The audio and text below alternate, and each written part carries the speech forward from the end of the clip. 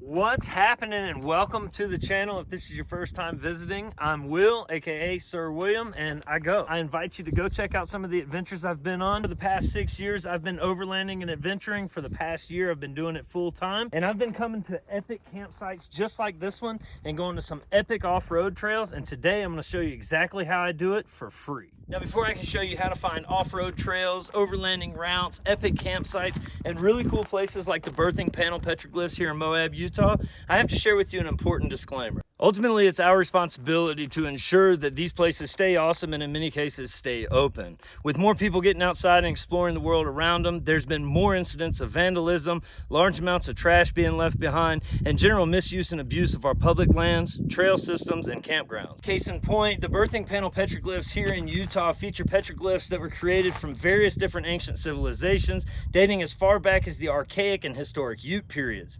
Unfortunately, someone from the dumbass period, our current period, decided that they wanted to come and deface some of these petroglyphs. This is just one example of the types of vandalism that we're seeing an uptick in our various different public lands across the country. It's more important now than ever to ensure that we not only take care of these places ourselves, but also educate others to do the same. Before you head out on your next big adventure, be sure to familiarize yourself with the principles of leave no trace and tread lightly. Make sure that you practice these principles everywhere you go. I'll leave some links down in the description below so you can do just that. If you see someone out on the trail or on our public lands that are doing things that are against these principles, be sure to call them out and educate them. These lands and trail systems are under constant scrutiny and under threat of constant shutdowns or different restrictions, with a heavy focus on the off-roading and OHV communities. All right, so let's start off by talking about some of the tools that I use in order to find awesome off-road trails and overlanding routes, as well as epic campsites just like the one I'm at now. To start off with, the most important tool that you have at your disposal is going to be your sense of exploration and adventure. I can't tell you how many cool spots I've found and epic campsites I've found just by simply getting lost in the woods and exploring the trails around me along the way, like this very campsite and the trail I took to get here.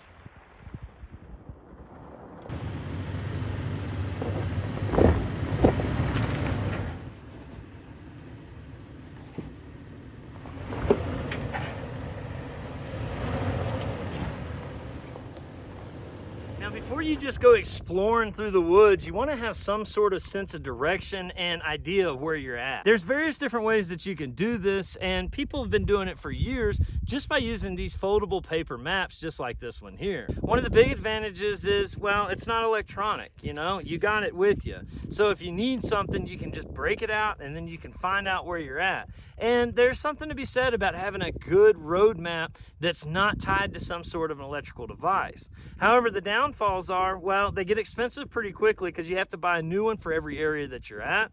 Also, they get outdated pretty quickly because it's printed, so if there's any changes to the trails or anything like that, you may never know. The big downfall for me is how much room they take up. Look at all this room that I have to take up just to use this map. So I'm trying to fold this damn thing back up. All I'm saying is don't fold the maps. I didn't fold the map. Yeah, well, Kansas is a mess. There's a big crease right through Wichita. Roll the maps. My preferred mapping solution, though, is an app called Gaia GPS that I've downloaded here on my phone. I've also got it on a tablet, and I can use it online as well. All of it's cross-platform, so if you plan a route online, then it'll go to your phone and you'll be good to go. Gaia offers hundreds of updated maps that you can download directly to your device and utilizes the GPS transmitter so you don't have to have wireless coverage. Gaia is by far my favorite mapping software that I've used to date, and I continue to rely on it whenever I'm in the back country to show me where I need to go. Now, I'll go into in-depth detail in a future video on how to use Gaia, but here I'm just going to give you a quick overview of how I use it to find routes, download routes, as well as find cool campsites. Now, if you don't already have Gaia, I highly recommend it. There's a link down in the description below that'll get you Gaia at a discounted rate, as well as help support the channel. The next tool I use, represented by the computer here, is accessible on multiple different devices, and that is the internet. There are thousands of different resources online to show you epic campsites, off-road trails, and overlanding routes all around the United States and all around the world. Some of my favorites are online forums such as Expedition Portal and Overland Bound. In these communities, you'll find like-minded people that'll give you tips and tricks as well as show you different cool places to go check out. Another tool that I use that's accessible on multiple different devices is a program called Google Earth. Google Earth allows you to virtually get lost in whatever area you want to go to all around the world. Now that we've gone over all the tools that I use, let's tie it all together and see what that looks like. So I have Gaia here pulled up on the computer. That way it's a little bit easier for you guys to see and follow along.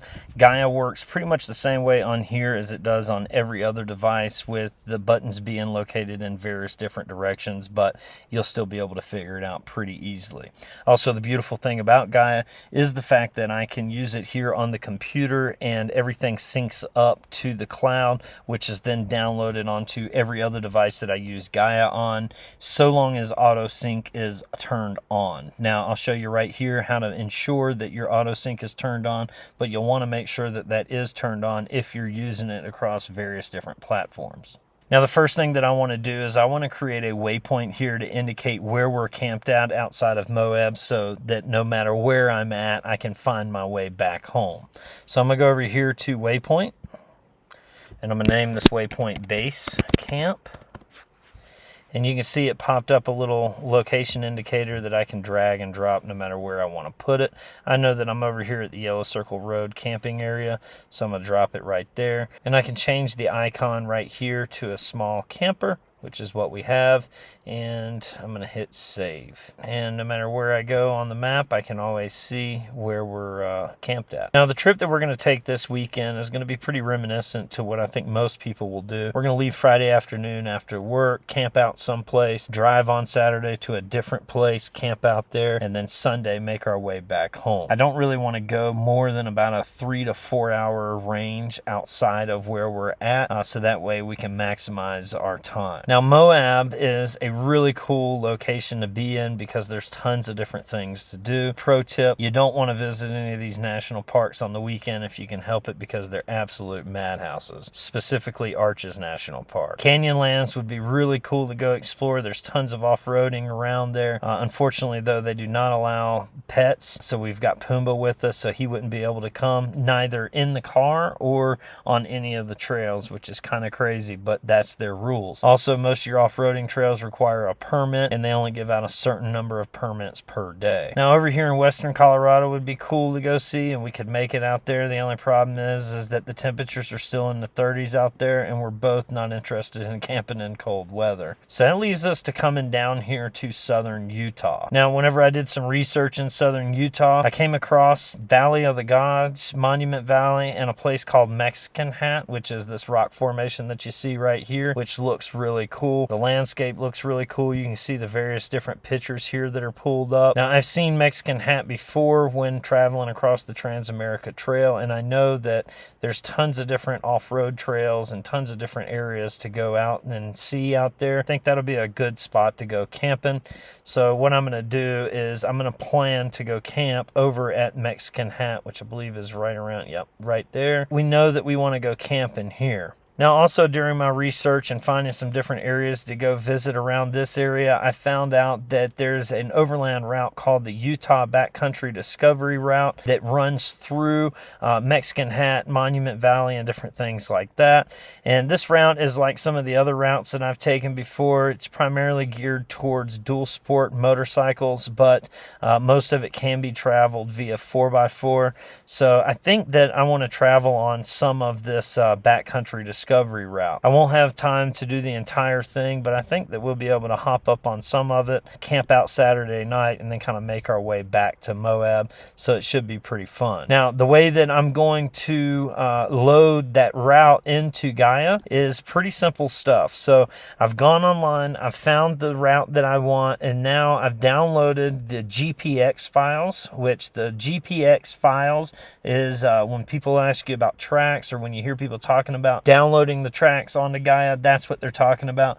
They're downloading a file system called GPX files, and then they're importing it into Gaia. So whoever created the Utah backcountry discovery route saved the tracks and saved different waypoints and different things like that, so that way other people could enjoy them by way of downloading those GPX files. Now, I've already done that and downloaded that, but I need to get it onto Gaia, and the way that I'm going to do that is I'm going to go over here to import data. I'm going to go to select files, and you can see I've got the GPX file right there, and then I'm going to save. As you can see here, it starts in southern Utah, kind of wraps through Arizona there, and then goes all the way up here to Idaho.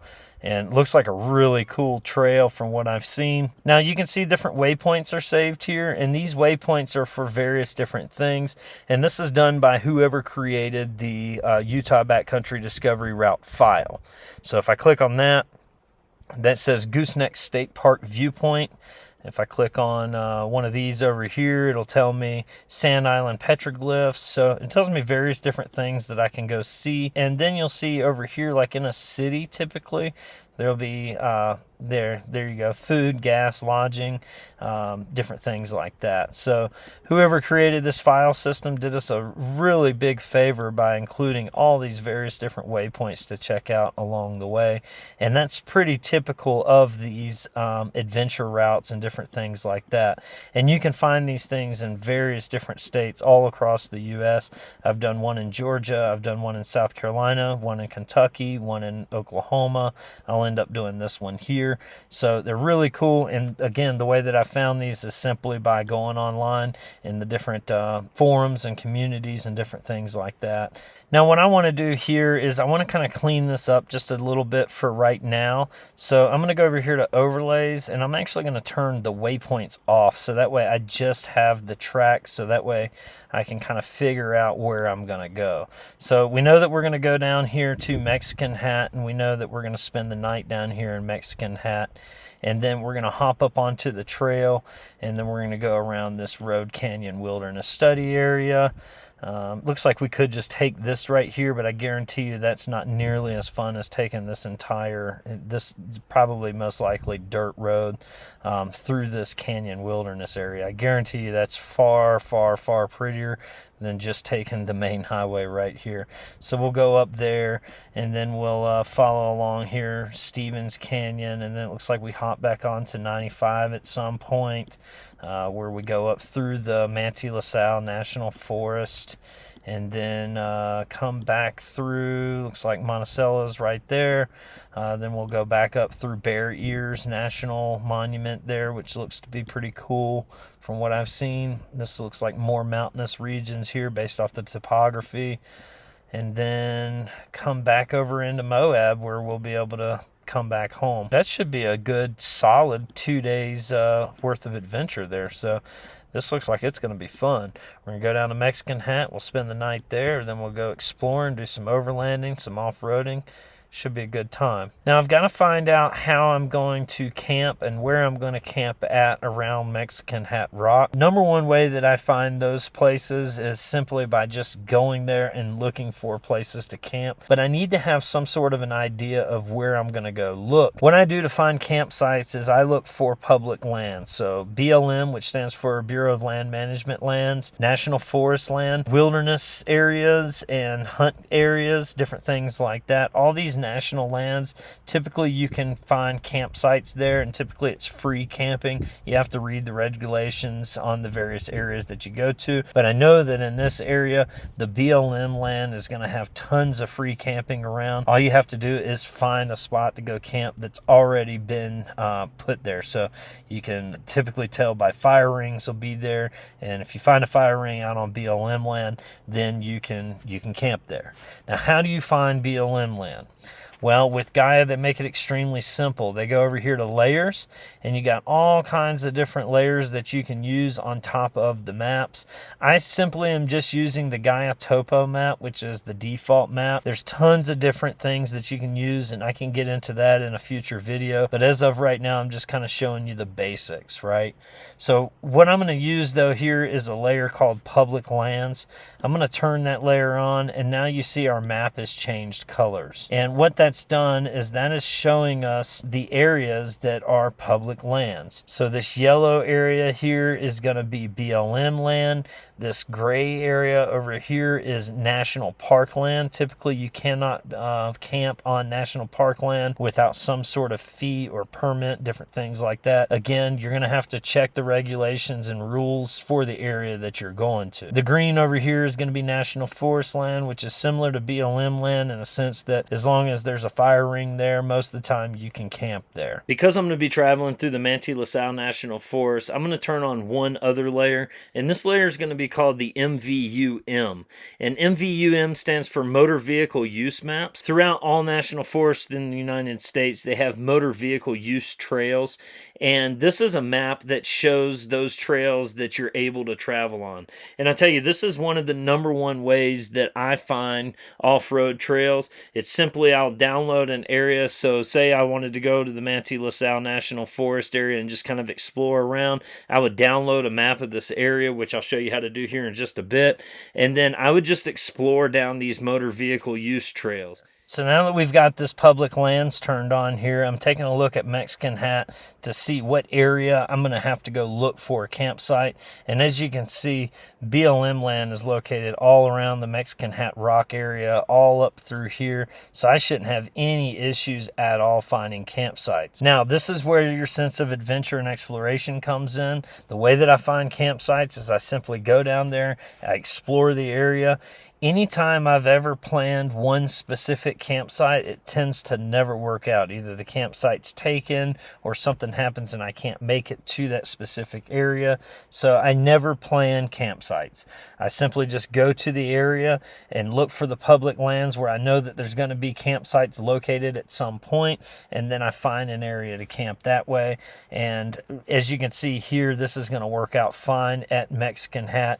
I shouldn't have any problems finding any camping areas. Now, judging by the terrain, which I can see through the topo maps, I highly doubt that there's going to be any cell phone service in these areas that I'm going to. So the next thing I need to do is hop up onto the device that I'm going to be using and download the areas that I'm going to be traveling to ensure that I always have a map of whatever area I'm in. So let's hop over to the phone so I can do that. All right, welcome to my phone. So this is Gaia, and this is how it looks on my phone. I'm using an iPhone 12 here. It looks the same on Android. It's just, I think that the navigation buttons up at top or down at the bottom, but you'll get the idea. Now, what you want to do before you start downloading the maps is you want to go over here to Layers, which is the top corner for me. And you want to make sure that all the maps that you're going to be using for that trip are currently active. So you'll see your active maps here show MVUM, which are those motor vehicle use maps we want to keep on, public land, which is going to tell us where public lands is, and the Gaia Topo, which is the default map that I use. So now that we know that all those are showing up, we're going to want to start down here where we're going to be at, which is 𝐼𝐶. And we know that we're going to end up coming back up to where I'm located now on that pointer. So I want to download all of that area to be used offline. And the way that I'm going to do that is I'm going to hit this plus sign right here, and I'm going to go down to where it says download maps. It's automatically going to put a square up there for me that's a pretty decent size, to be honest. So I'll just actually just leave that just like it is. And I'm going to save that as Mexican hat trip. Mexican hat trip. And it's going to save for me. And that didn't save all of the area that I'm going to be in, so I'm going to do that one more time. And then I'm going to go to download maps, and you can see it's showing me now the map that I've already got. I'm just going to use these corners here to adjust what area I want to download, and I'm going to bring it to this area right here, and then I'm going to hit save.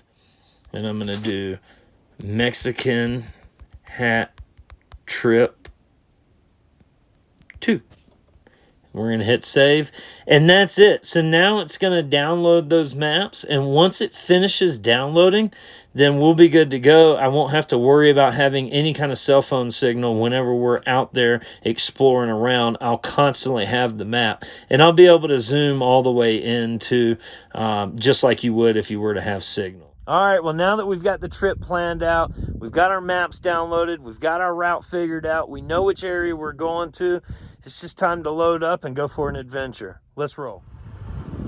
All right, so status update, we've made it, and now our sense of exploration and adventure has kicked in, and we're looking for a campsite. We're running along the river here. The site that we were gonna stay at is just a bit too windy. So we're running along the river here trying to find another site. That's the current situation. All right, success. Found a ring. We're on BLM property here. Got a nice spot to park the truck. Nice spot to park the Gazelle. Nice view right there. This will be good. Nice little night camping on the San Juan River. In the morning, we get to hook up onto the Utah backcountry discovery route. Go kind of venture around on that a little bit. That is Mexican hat. I've been to some great campsites over the years, but this is certainly one of my most favorites.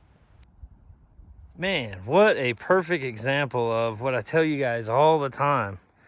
Just get out there, look around, you'll find a place to stay. This has been a phenomenal campsite. Got the birds chirping right there. Got Mexican Hat Rock over there. Down here is some river access. A little trail to get in and out. It's just off the beaten path enough where not too many people are just gonna come down this trail, but it's not too gnarly that you can't make it down here with just a simple 4x4. After taking in all the beautiful scenery and enjoying a good breakfast, we decided to pack up and head on down the trail for the next adventure. As you can see, the trail here was filled with this really fine powder-like sand that was quite difficult to drive through in many areas. This brings me to my next point. Make sure that you have the proper recovery gear anytime that you go out on one of these adventures. You never know what kind of conditions you're going to run through. Now, Christy deserves a shout out here because she's the real trooper. She got out and got all these cool shots for us and got dusted along the process. When you're in the desert and it's nothing but dust, this is crazy, and you're trying to film, it's a little tough.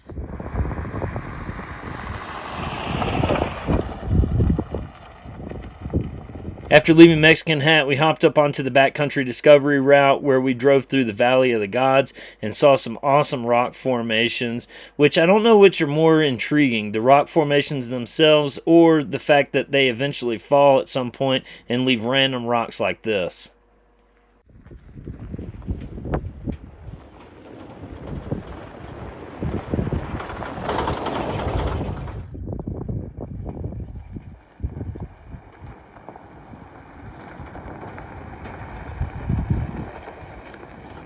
The Utah Backcountry Discovery Route takes you all through Valley of the Gods, up 𝗏𝐿𝐿𝐴 𝐷𝐿𝐴 where you get a bird's eye view of the entire area, and the landscape is just absolutely breathtaking. Seemed like every corner we took there was something new to look at, some sort of new rock formations, and the off-roading was nice. It wasn't anything extremely technical, nothing that a normal four-wheel drive couldn't handle. It was just a good route to take.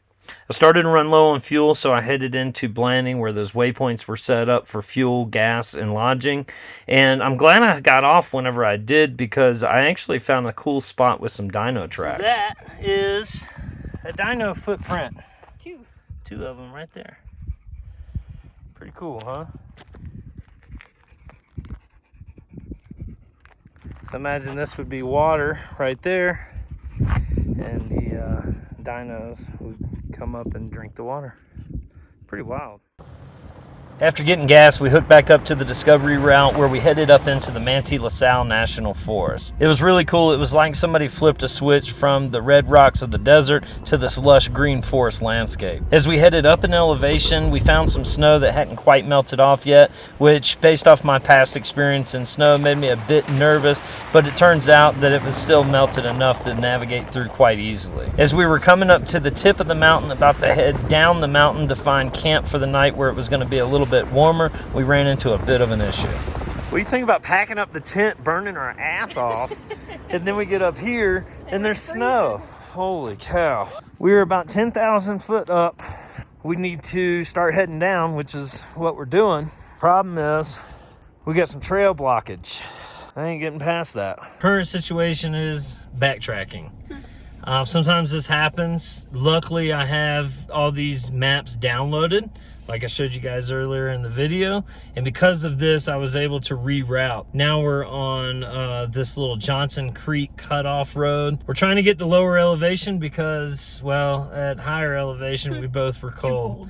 Neither one of us packed cool weather clothes because I planned on going over the mountain pass and then coming back down and then finding camp. I didn't think that we were going to be stuck on the mountain. It's now 8 o'clock our time here, and I was hoping to be set up at camp by now and cooking, but sometimes this kind of stuff happens. So we could camp right here. There's beautiful spots all around us. Another deer.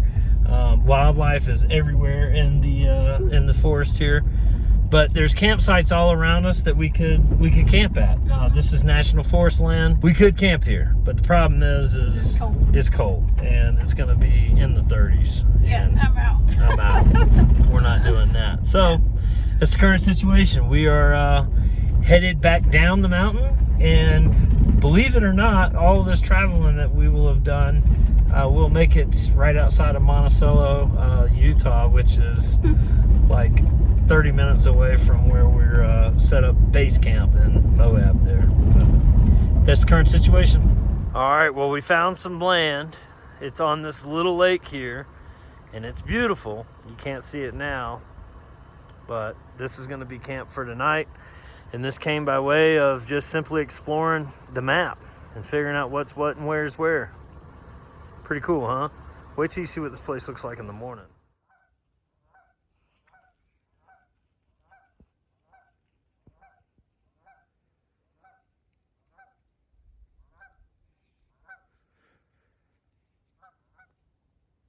After enjoying some coffee and a nice breakfast next to this beautiful lake, we decided to go search for this arch that I'd found on the way into Moab originally. Now, this proved to be a lot more difficult than I thought it was going to be. I figured that I'd just hop onto a little trail that was on the map and then circle around right to it. But it was actually an off-road trail, or a system of off-road trails, should I say, some being more difficult than others. Nothing too extreme, though, and there was plenty of areas to turn around if you needed to. In doing this, though, we were able to come across some good off-roading and finally found this arch, which was a cool end cap to such a great weekend. All right, well, that wraps it up for how I find off-road trails, overland routes, and epic campsites. I hope that you learned something from this video, but more importantly, I hope that it inspires you to get out and explore the world around you. As per usual, the links for everything I use are down in the description below, and by clicking those links, you help support the channel, so I'd appreciate it a lot. If you like this video, make sure that you hit that thumbs up button. If you want to see more videos like it, make sure that you hit that subscribe button, and until next time, peace.